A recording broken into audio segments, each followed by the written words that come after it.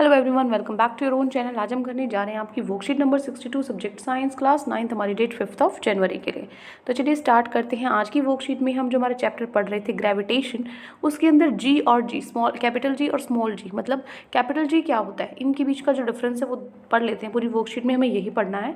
जो वैल्यू है कैपिटल जी की और जो वैल्यू है स्मॉल जी की, वो सेम रहती है यूनिवर्स में। ये हम चीज़ इसका कॉन्सेप्ट को डिस्कस करेंगे, ठीक है। देखो, हमने लर्न किया है कि जो वैल्यू है यूनिवर्सल ग्रेविटेशन कांस्टेंट की, जो कैपिटल जी है वो क्या है, यूनिवर्सल ग्रेविटेशनल कांस्टेंट, और ये क्या है, जी क्या है, small ji, acceleration due to gravity, ठीक है।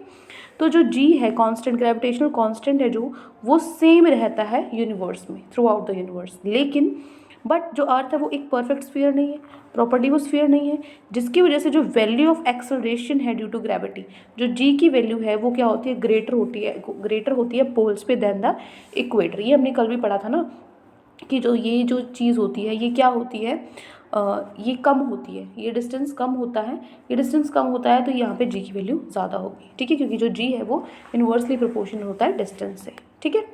अब देखो, calculation of value of acceleration due to gravity. अगर हमें वैल्यूज़ निकालनी है, acceleration due to gravity calculate करना है, तो कैसे करेंगे।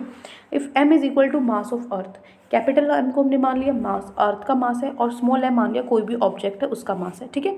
d क्या हो जाएगा, उसके बीच में distance between earth and the object, earth और ऑब्जेक्ट के बीच का डिस्टेंस। तो यूनिवर्सल लॉ ऑफ ग्रेविटेशन के हिसाब से क्या फॉर्मूला था, F is equal to gravitational constant into product of masses of earth and object divided by जो हमारा स्क्वायर है किसका, डिस्टेंस का बिटवीन देयर सेंटर्स, ठीक है।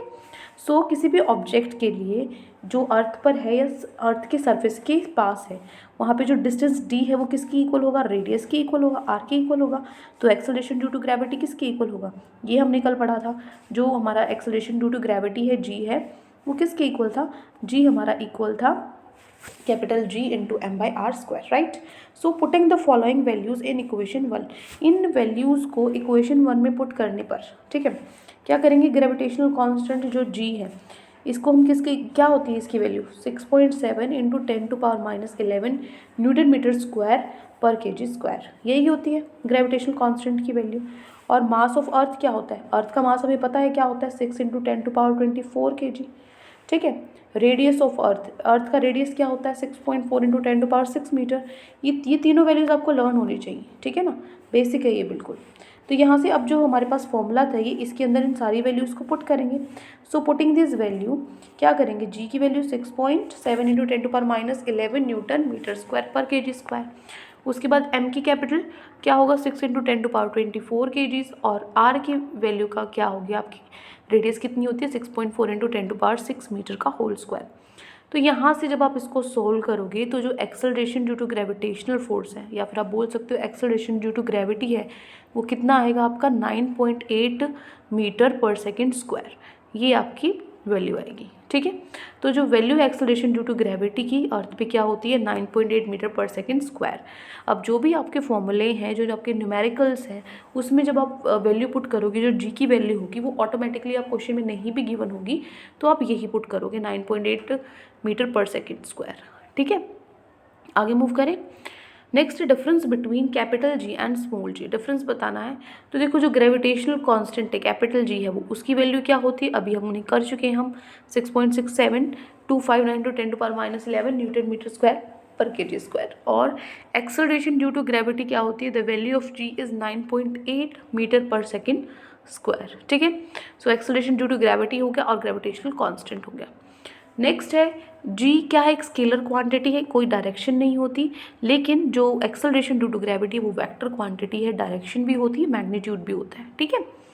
Next is the value of G remain constant in the universe, G की वैल्यू पूरे यूनिवर्स में कांस्टेंट रहती है, जबकि जो आपका स्मॉल जी है वहाँ पे वैल्यू है जो एक्सेलरेशन की ड्यू टू ग्रेविटी की वजह से वो प्लेसेस पे और जो प्लैनेट पे डिपेंड करती है, अलग होती है, ठीक है।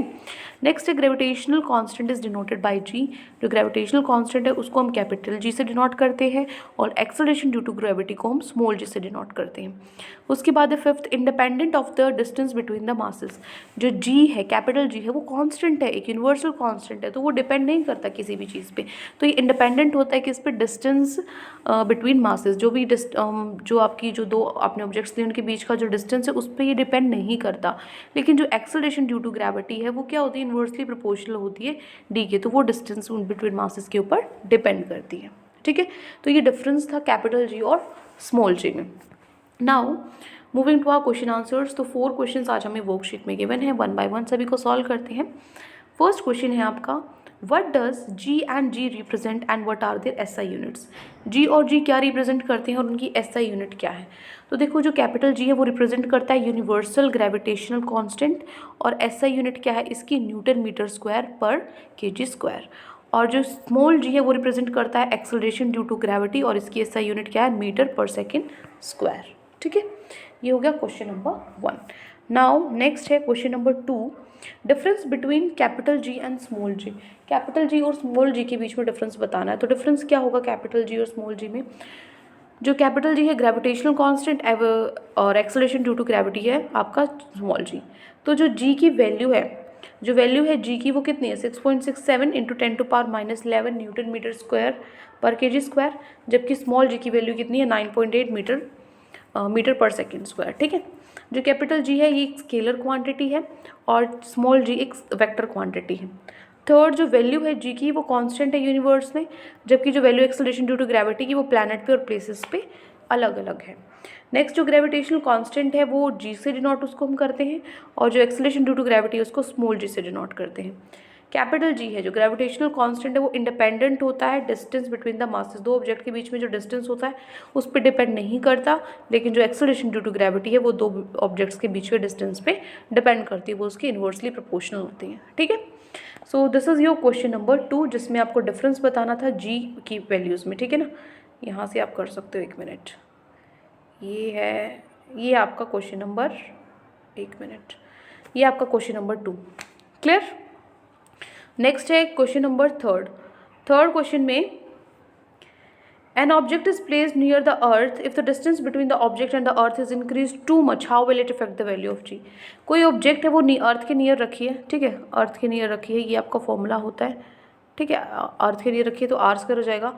अगर डिस्टेंस उस ऑब्जेक्ट और अर्थ के बीच में बहुत ज़्यादा हो जाएगा, ये बहुत ज़्यादा हो गया, अगर ये क्या होता है इन्वर्सली प्रोपोर्शनल, मतलब उल्टा होता है, ये ज़्यादा हो गया तो ये क्या हो जाएगा, कम हो जाएगा। तो आप लिखोगे the value of g will decrease. ठीक है, बहुत ज़्यादा छोटा हो जाएगा। नेक्स्ट है question number 4, the value of acceleration due to gravity on earth. जो value acceleration due to gravity earth पे क्या होती है, तो value of acceleration due to gravity on earth क्या होता है, 9.8 मीटर पर सेकेंड स्क्वायर। क्लियर, ये हो गया आपका क्वेश्चन नंबर 4। तो ये 4 क्वेश्चन आज आपकी वर्कशीट में गिवन थी। आई होप आपको अच्छे से समझ में आ गए हैं। कोई भी डाउट है किसी भी क्वेश्चन में तो कमेंट सेक्शन में आप मुझसे पूछ सकते हैं, और अगर आपको लेक्चर अच्छा लगे तो चैनल को सब्सक्राइब कर सकते हैं, वीडियो को लाइक कर सकते हैं। आज के लिए इतना ही, मिलते हैं नेक्स्ट वीडियो में। Till then take care, bye bye.